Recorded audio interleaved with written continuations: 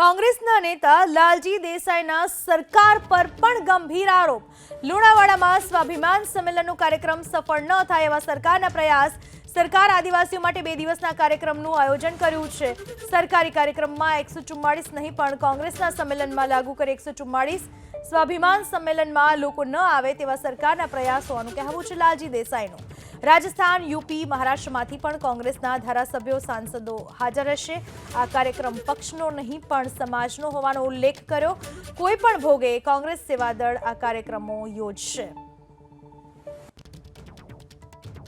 6ઠી તારીખે બાબા સાહેબ આંબેડકરના નિર્વાણ દિવસે ત્યાં જે સ્વાભિમાન સંમેલન લુણાવાડા ખાતે જે થવા જઈ રહ્યું છે, આ સંમેલનમાં સ્વયંભૂ લોકો પોતાના પરસેવાના કમાણીના પૈસા ખર્ચીને આવવા જ્યારે તૈયાર થયા છે। એક આક્રોશ છે। હું પોતે ત્યાં ફર્યો છું તો જોયું છે, ખૂબ આક્રોશ છે।